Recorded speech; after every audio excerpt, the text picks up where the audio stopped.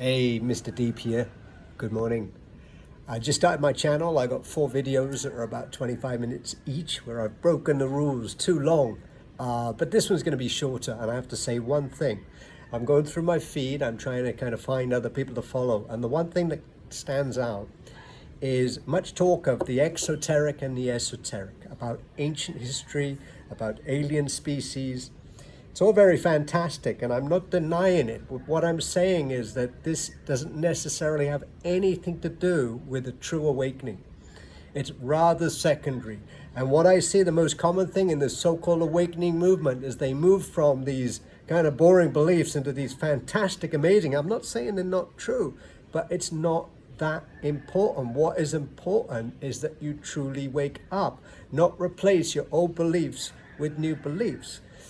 In order to do that, you need to follow an inner journey of gnosis. Now, again, you could just be believing me and, I can understand that. But I'm trying to push people towards actually doing the inner work. That inner work, when it's sufficiently done, will allow you to have direct revelation.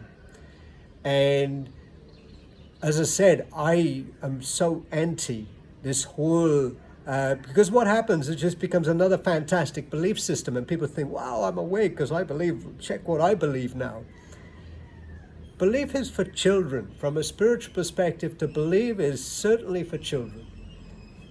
And it's really time to grow up, and as I said, I listen carefully, and there's a number of ideas. I was reading about the Kabbalah, watching, that it's 12 rather than 10 of the, I haven't looked into the Kabbalah much, to be honest, but you don't necessarily need to wake up.